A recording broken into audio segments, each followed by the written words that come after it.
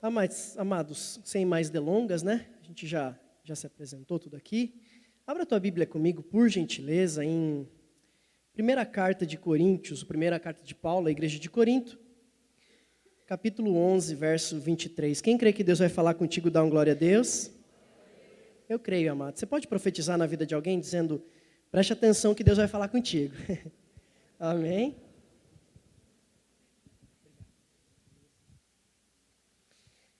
Ah, 1 Coríntios 11, 23, eu sei que alguns vão se espantar com o texto, porque é um texto que normalmente se usa no culto de Santa Ceia, né? Momento de Santa Ceia, mas é sobre ele que eu quero trabalhar, ou tratar, ou aquilo que o Senhor quer falar conosco nessa noite. E ele diz assim, nós vamos até apenas o 23 e 24, tá, Cauê? Diz assim o texto, porque eu recebi do Senhor o que também vos entreguei, que o Senhor Jesus, na noite em que foi traído, tomou o pão, verso 24, e tendo dado graças, o partiu e disse, isto é o meu corpo, que é dado por vós, fazei isto em memória de mim. O tema dessa mensagem de hoje, se você puder, coloca para mim, Cauê. Não sei se deu tempo, ainda não, tá, tranquilo. Mas eu vou pedir para você repetir comigo, diga assim, é noite, mas tem pão. Vamos lá, mais uma vez, é noite, mas tem pão. Não é tempão de muito tempo, tá, irmão? Tem pão. Quero falar um pouquinho sobre isso nessa noite, porque foi algo que falou muito ao meu coração. Essa mensagem, esse texto, já há algum tempo, ele tem sido ministrado na minha alma. E aí, inclusive, eu preguei essa mensagem também lá em Montemor, na igreja do meu tio André. Minha tia Deusa, o pastor André, a pastora Deusa. Foi um agir de Deus muito grande lá, algo muito poderoso que Deus fez. E eu falei, Deus, e ainda fiquei indagando, será que é isso mesmo? Será que eu prego essa mensagem novamente? Mas ao longo desse dia eu fui entendendo, e ao longo dessa semana também, que é essa mensagem que Deus tem para tratar conosco nessa noite. E por que eu estou usando essa expressão? É noite, mas tem pão. Porque essa expressão noite, em especial para nós, né, o chavão popular do crente, quando se fala de noite, se fala de à noite. Ô irmão, como é que você está? Estou passando pela noite. É um jargão que se usa quando se está passando por um tempo difícil. Puxa, está difícil, parece que está tudo escuro. Parece que está tudo complicado. Parece que eu não sei muito bem o que fazer. Parece que eu estou no escuro, parece que eu estou na noite. Estou vivendo uma noite. E aí o texto ele vai deixar claro, dentro desses 2 versículos que nós lemos, que Jesus na noite em que foi traído, na noite em que ele seria preparado e traído, ele seria levado para ser crucificado, logo ao amanhecer, mais posteriormente, mais perto do horário do almoço, até as 3 da tarde. Mas seria todo aquele tempo de preparação, mas tudo iniciou-se nessa noite. E aí o texto vai dizer, era noite, que ele foi traído. Mas ele decidiu tomar o pão e dividi-lo e parti-lo. Eu não sei qual é a tua realidade hoje. Eu não sei o que você tem passado e enfrentado. Mas uma coisa eu quero profetizar na tua vida e uma coisa eu creio do fundo do meu coração. Deus está te chamando, mesmo passando pela noite, a ter pão para distribuir, a ter alimento para dar a alguém, a ter algo para distribuir na vida de alguém, para ter uma palavra de esperança para alguém. Você pode estar dizendo assim, para mim está difícil, está noite, está complicado, eu estou passando por crise, mas Deus te capacita a ter pão para distribuir mesmo em tempos de crise, mesmo em angústias. Deus é contigo e Ele vai te capacitar a abençoar a vida de alguém. Mas vamos para a contextualização, vamos para o contexto desse texto. Aqui é Paulo escrevendo uma carta à igreja de Corinto, uma das tantas igrejas onde Paulo passou, pastoreou, cuidou. E quando ele não estava presente, costumeiramente ele enviava cartas. E aí nessa carta vai dizer, e eu quero que você entenda isso, o próprio Paulo vai dizer assim, porque eu recebi do Senhor. Então vamos entender um pouquinho rapidinho a história de Paulo. Quem é Paulo ou Saulo de Tarso? Lá no capítulo 9 você deve conhecer, ou você pode depois ler na tua casa. Vai falar sobre este homem chamado Saulo, da cidade de Tarso. que é um homem que vai ter a sua vida transformada, uma chave virada na sua história no capítulo 9 de Atos. Quando em caminho de Damasco, ele vai ter uma revelação, o próprio Cristo vai aparecer a ele e dizer: Saulo, Saulo, por que me persegues? E aí então, Saulo barra Paulo, e eu estou dizendo Saulo barra Paulo porque, para quem não sabe, Saulo e Paulo é a mesma pessoa, só muda o idioma, né? Saulo é hebraico e Paulo é grego ou romano. Então, aonde ele ia, as pessoas o chamavam dependendo da nacionalidade. E então Saulo, ele vai dizer assim: quem és tu? E ele vai dizer: eu sou o Cristo, a quem persegues, a minha igreja e tudo mais. E você sabe da história, ele vai ficar cego por 3 dias, mas ele vai ser curado. E depois daquele dia, nada mais foi como antes.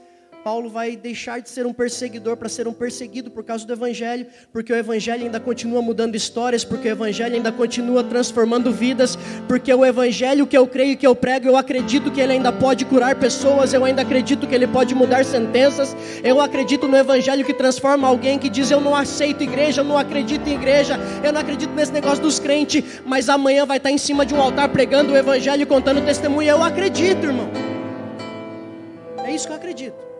Então, se tem alguém aqui dizendo assim: aquele meu marido não muda mais, aquele meu filho não tem mais jeito, aquela minha esposa não tem mais jeito, para Jesus tem, para o Evangelho tem, fica tranquilo. Mas antes de Paulo ser transformado, no capítulo 9, no capítulo 6 ou 7, vai falar que esse mesmo homem vai ter uma imagem de impacto, vai viver algo impactante na sua vida, que é a morte de Estevão, um dos diáconos da igreja de Atos. E Estevão, quando está contando e falando das verdades e sendo confrontado e respondendo aqueles que o confrontavam, vai dizer que no final de tudo ele é arrastado para fora de Jerusalém e ele é apedrejado até a morte. E ao final desse período, pouco antes de morrer, Estevão vai olhar para cima, vai olhar para o alto e vai dizer que ele viu o céu aberto, ele viu Jesus assentado à direita do trono de Deus, porque é lá que Jesus está, ele está e continua no trono, no alto e sublime trono, ele continua sendo Deus e soberano em tudo que faz. E aí Estevão vai olhar e dizer assim: perdoa-os, porque eles não sabem o que fazem. Irmão, preste atenção, um homem sendo morto a pedrada, está dizendo: perdoa-os, porque eles não sabem o que estão fazendo. E sabe quem é um daqueles que, não diz a Bíblia se ele foi um dos que apedrejou, mas ao mesmo tempo ele estava lá. Tanto que depois as roupas ensanguentadas de Estevão vão ser recolhidas por Saulo. Agora preste atenção aqui em mim. Você tem alguma dúvida que Saulo, naquele instante, olhando para Estevão, vendo Estevão sendo morto a pedradas e dizendo assim: perdoa-os, você consegue entender o poder de um testemunho na vida de alguém? É Saulo dizendo: o que esse homem acredita? Não é possível ele estar morrendo desse jeito e dizendo perdão, perdoa-os, não impute pecado sobre eles, perdoa o que eles estão fazendo comigo. Então, se você quer a transformação na vida de alguém, se você deseja a transformação de alguém da tua casa, se você deseja a transformação de um amigo, deixa eu te dar uma dica.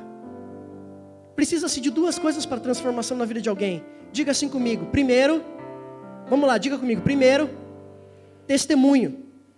No caso de Saulo de Tarso, ou Paulo de Tarso, foi Estevão sendo apedrejado na frente dele. É lógico, você não precisa morrer na frente de ninguém não. Mas você precisa ser um testemunho. Nós precisamos ser um testemunho. Testemunho, alguém que faz a diferença na vida de alguém. Mas a segunda coisa, diga assim comigo. Segundo, revelação. Então vamos lá, repita comigo. Primeiro, testemunho. Diga assim: segundo, revelação. Agora a minha pergunta é: qual é o nosso papel? Nosso papel é só testemunhar, irmão. Revelação vem de Deus. Tem muita gente tentando trocar a ordem dos fatores. Está tentando revelar, está tentando empurrar a goela abaixo, dizendo: você precisa, você tem que mudar. Irmão, a gente não convence ninguém. Só quem convence é a palavra de Deus e a ação do Espírito Santo. Agora, sabe qual é o nosso papel? Sermos testemunhas.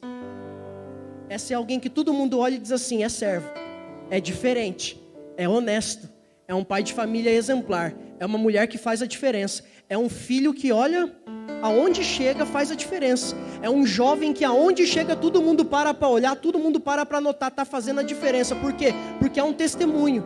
Fica tranquilo, a revelação vai acontecer no tempo certo, mas a transformação vai acontecer na tua casa, na tua vida, na tua família, naquele que você deseja. Jesus vai transformar a história da vida dele e dela. Mas e por que eu disse tudo isso? Porque assim como Paulo teve essa primeira revelação que o transformou, Paulo vai ter outras revelações do próprio Cristo. Uau, muito bonito, obrigado. E uma dessas revelações, Paulo vai dizer assim, não sei se no corpo ou fora do corpo, fui ao terceiro céu e lá eu vi coisas que eu não posso dizer, lá eu vi coisas que eu não explico. E dentro dessa realidade, creio eu que numa dessas visões que Paulo teve, numa dessas revelações pelo próprio Cristo, Paulo vai ter a revelação desse texto que nós acabamos de ler.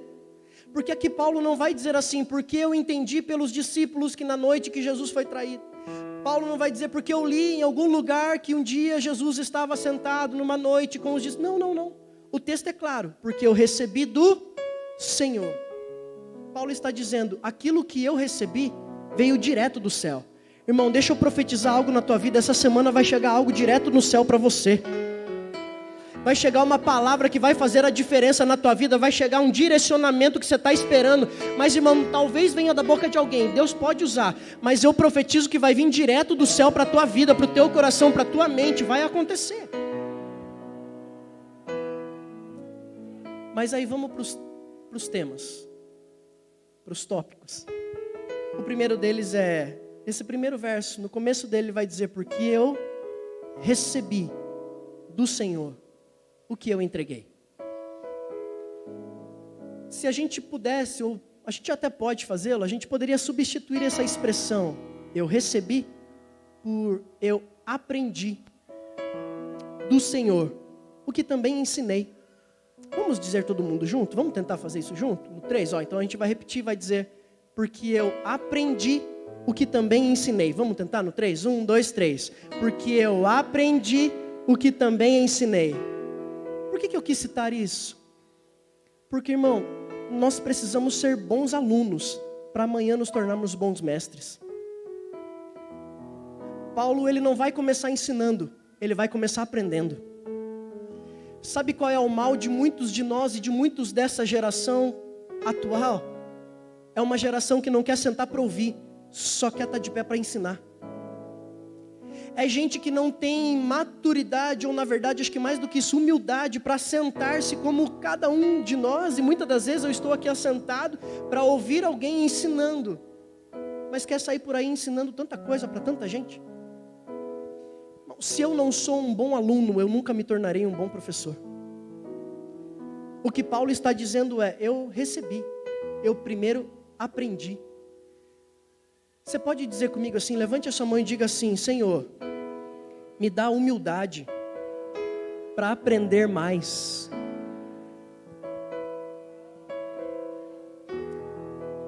Eu estava ouvindo hoje, Deus ele é incrível, né? Mexendo lá nos feeds, nas mensagens do Instagram. E eu gosto muito, são mensagenzinhas rápidas, né, curtinhas. E hoje eu ouvi uma de alguém que eu considero muito, não vou nem citar o nome porque não é minha intenção de maneira nenhuma corrigi-lo. Mas aí ele falava sobre a igreja na casa, sobre a igreja no lar. Eu achei interessante, em partes eu concordo plenamente com ele, mas o que me entristece é que nos comentários, porque às vezes as pessoas não compreendem plenamente o que é dito, muita gente falando assim, viu? O pastor já está dizendo, aí o líder está dizendo, e com razão, nós não precisamos mais de igreja.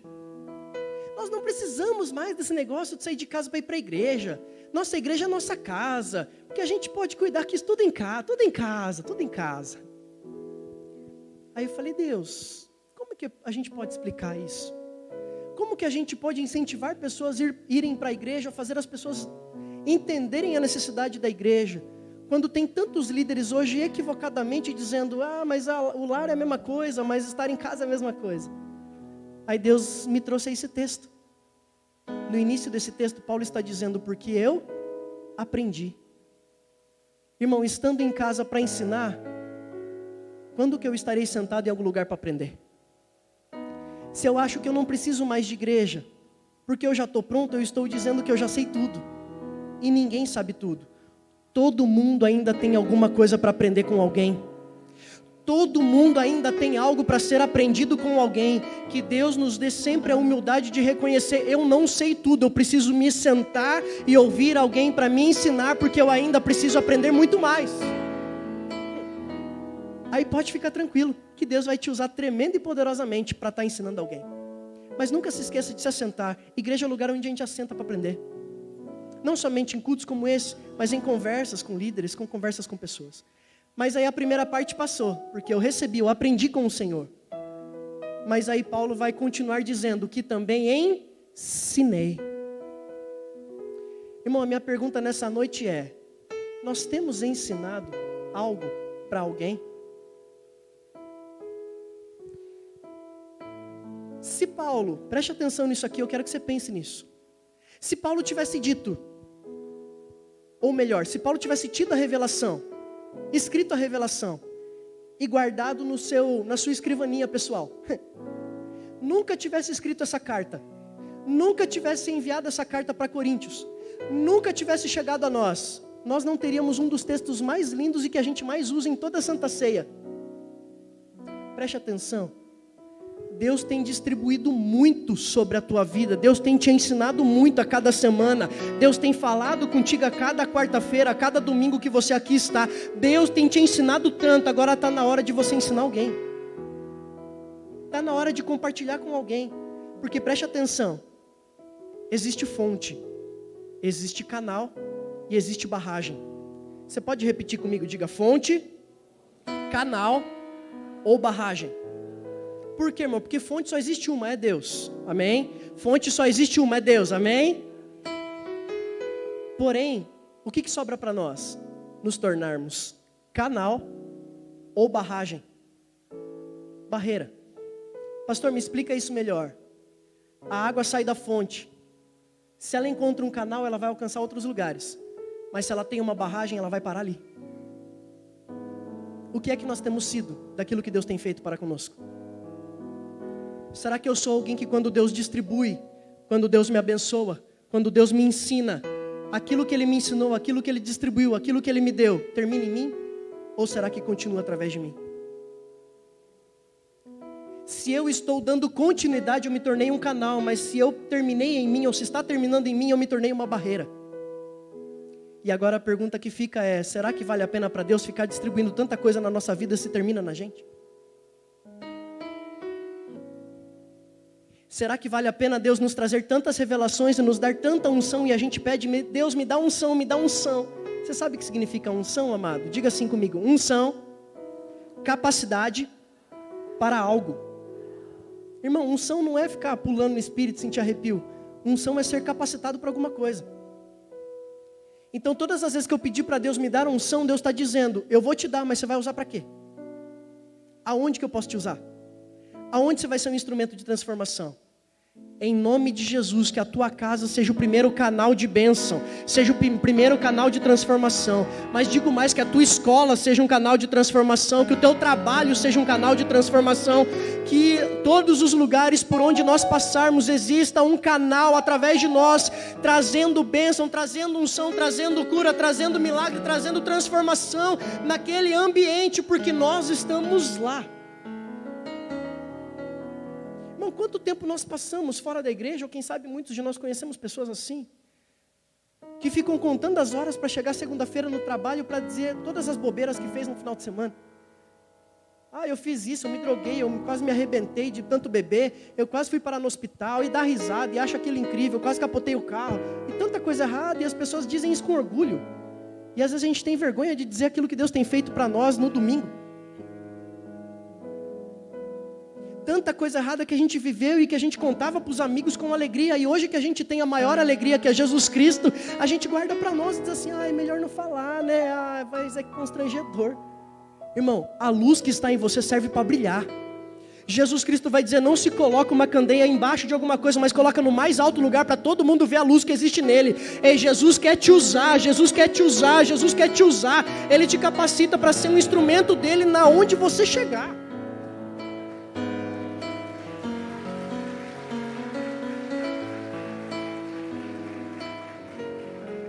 Mas aí então o texto vai continuar dizendo: porque recebi do Senhor que também vos entreguei, que na noite,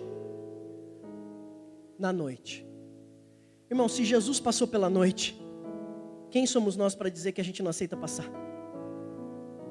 Vou repetir: se Jesus passou pela noite, pela angústia, pela agonia. Se Jesus passou por traição, quem somos nós para dizer, eu não vou mais ou não sirvo mais a Deus porque um dia me traíram? Eu não sirvo mais a Deus porque um dia me negaram uma oportunidade. Eu não quero mais saber de igreja porque está muito difícil minha vida. Jesus está dizendo, a minha também foi, eu também passei pela noite, só que eu te fortaleço para você continuar a caminhada. Eu te capacito para você não desistir, pode ser noite, mas você vai continuar caminhando. Porque vai dizer, Jesus na noite em que foi traído, tomou o pão. Irmão, vem aqui, pastor Guilherme, me ajuda aqui por gentileza num exemplo. Existe diferença. Se eu dissesse, aqui em cima, desculpa gente, é que eu estou acostumado mais na quarta-feira, né? Existe diferença de pegar algo e tomar algo. E aqui não é tomar de beber, tá?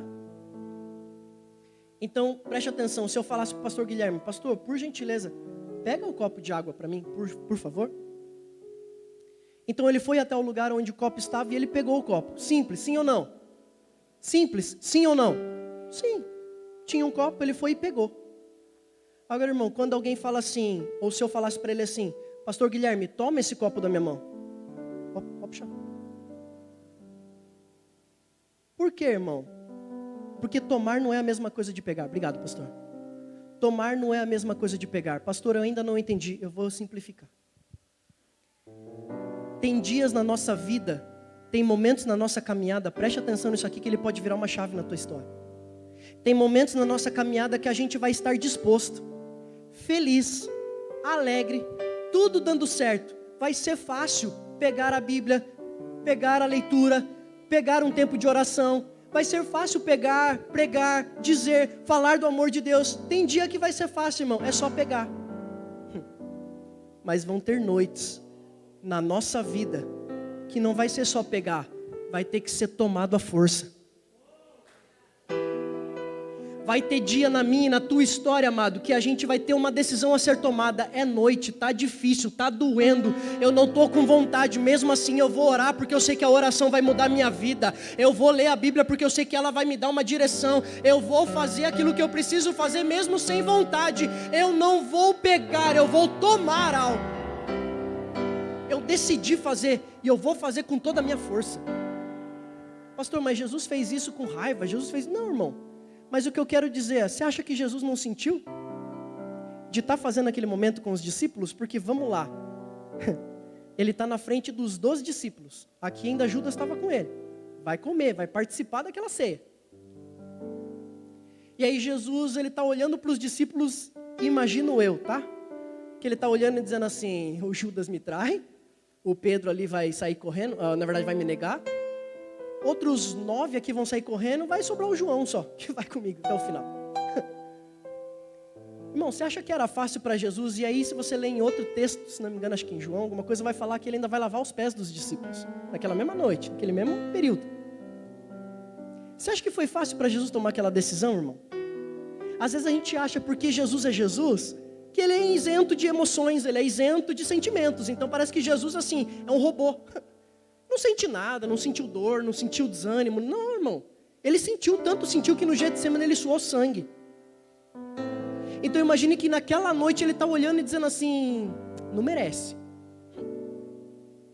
Se fosse por mérito, não dava pão para ninguém. Se fosse porque eles são bons, porque eles são fiéis, porque eles são corretos, porque eles são tudo bonzinho, ninguém comia pão hoje. Mas aí entra a graça.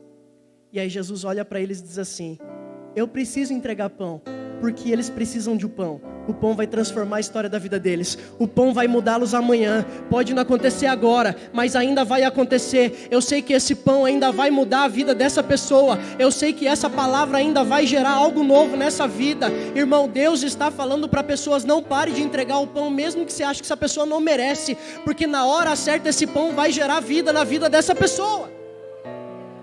continua pregando, continua falando do amor de Deus, mas ela não me escuta, ela me ignora, ela não olha para mim, ela faz tudo errado do mesmo jeito, não tem problema, continua dando pão. Na hora certa esse pão vai mudar a história da vida dele e dela.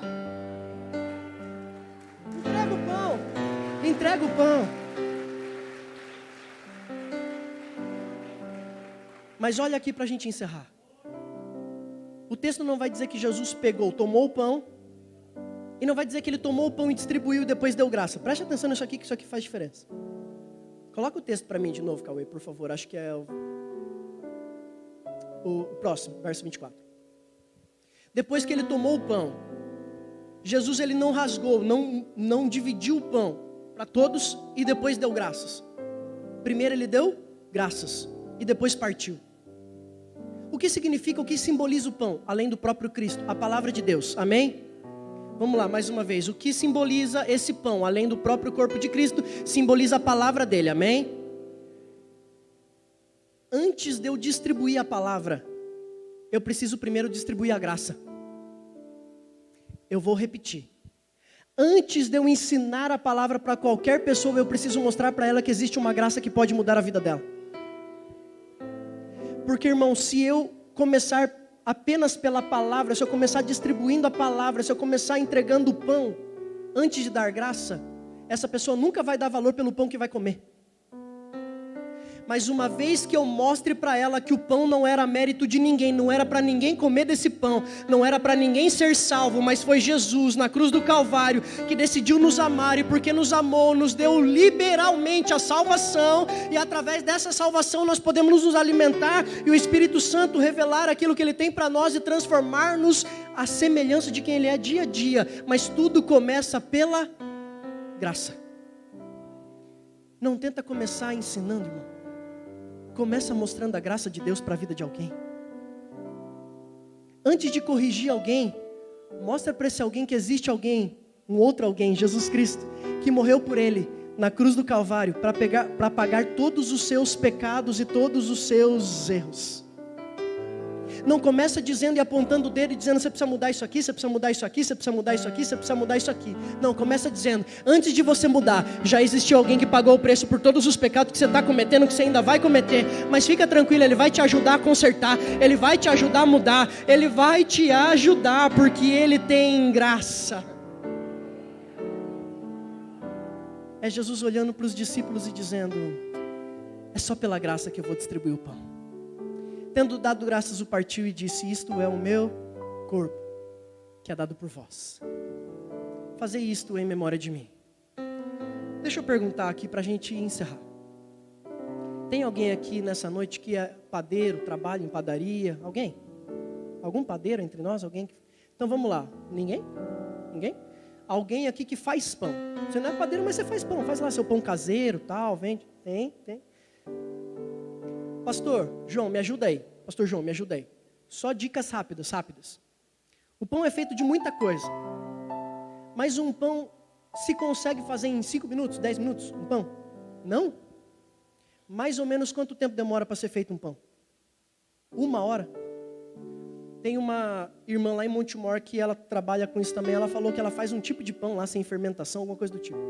Que ela deixa de um dia para o outro. Ela fala que demora cerca de 12 a 15, 18 horas, alguma coisa assim, quase um dia inteiro para fermentar. Mas vamos ficar com essa 1 hora de um pão caseiro. Irmão, quem aqui gosta de pão? Quem gosta de pão? Acho que todo mundo, né? Quem não gosta de pão, como é que é? O pastor cantou hoje, quem não gosta de pão, boa pessoa não é?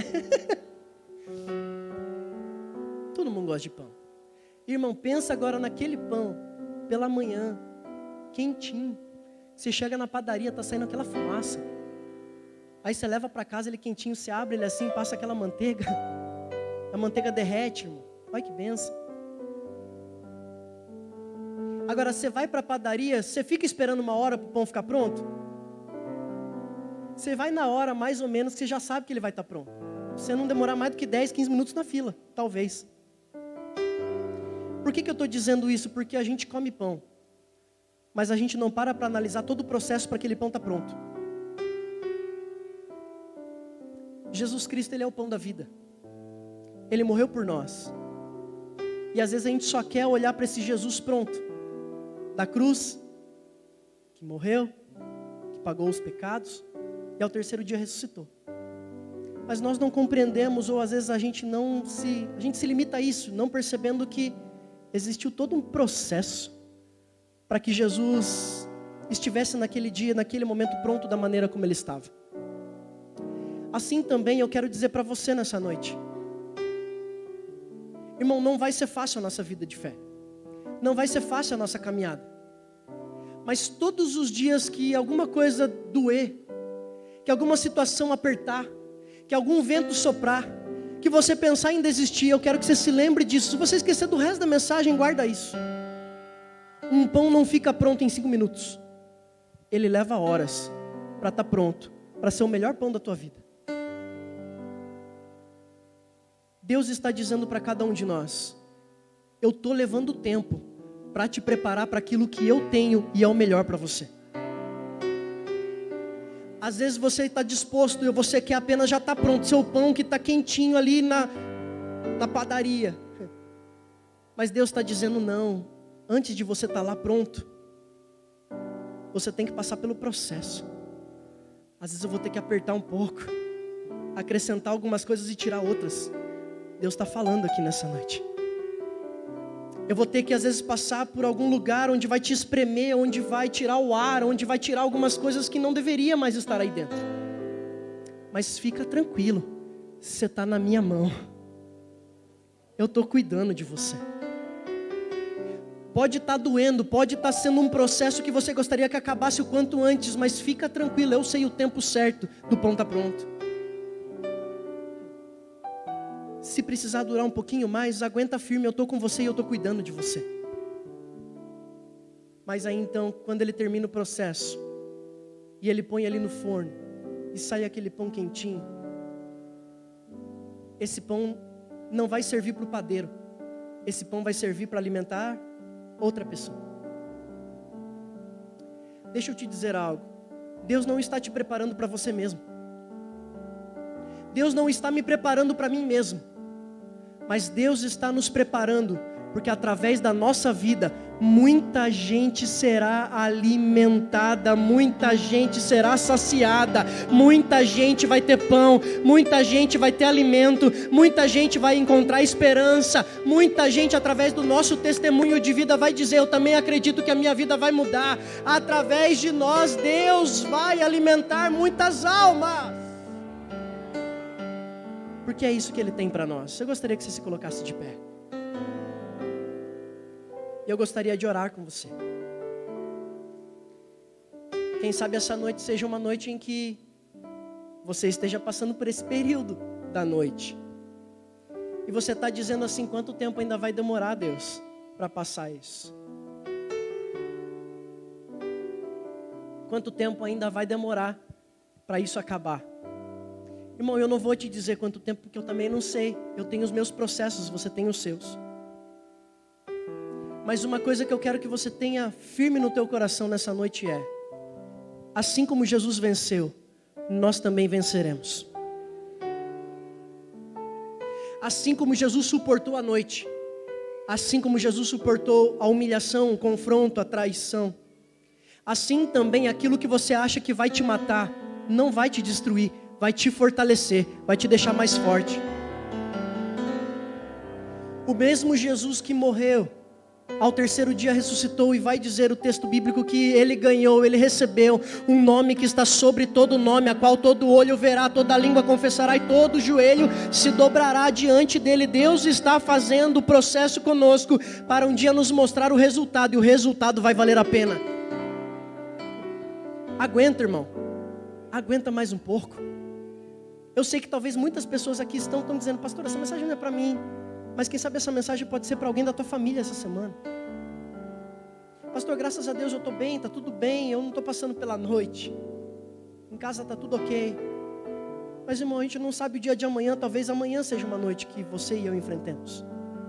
Mas que essa mensagem seja guardada no teu coração para que todas as vezes que a noite chegar, que a tristeza vier, você se lembre, eu sou alguém que estou no processo, na mão daquele que sabe o que está fazendo. Feche os teus olhos, Pai. Nós te agradecemos por essa noite. Nós te agradecemos por esta palavra, simples, rápida, mas que seja uma palavra que tenha marcado o nosso coração e a nossa vida. Pai, nem todos os dias serão fáceis e o Senhor nunca nos prometeu isso, pelo contrário. O Senhor sempre nos garantiu e já nos adiantou que seria difícil, mas era para a gente ter bom ânimo, para a gente não desistir, porque o Senhor venceu. Isso é sinal de que nós também venceremos, porque o Senhor é conosco.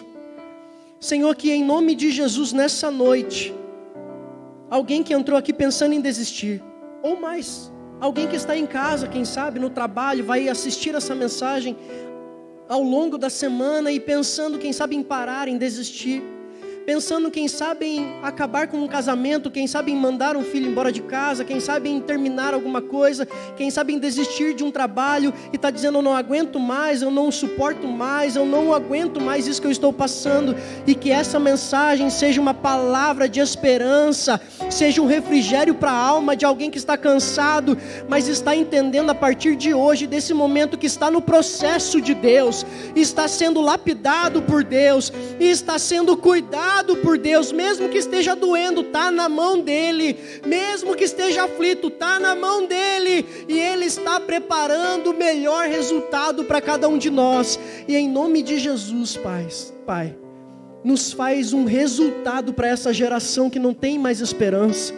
Nos faz, Senhor, um sinal de esperança para uma geração aí fora, que tem tanta coisa para contar, mas não tem conteúdo nenhum para mostrar. Senhor, em nome de Jesus, nos levanta como pessoas cheias de esperança, nos levanta como pessoas que mesmo quando estão no tempo difícil, estão dizendo, vai dar certo, eu vou prosseguir, eu vou continuar, eu vou avançar e eu vou continuar, porque eu sei quem é comigo.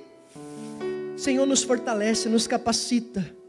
Não nos deixa desistir, Espírito Santo. Mas que cada uma dessas pessoas que aqui entraram hoje saiam daqui com a certeza que o Senhor está gerando o melhor resultado na vida delas. Vai dar certo, vai passar. A noite também acaba. Como vai dizer o salmista, o choro pode durar uma noite, mas a alegria vem ao amanhecer. Eu profetizo, Pai, e eu declaro em nome de Jesus que essa semana será uma semana de alegria.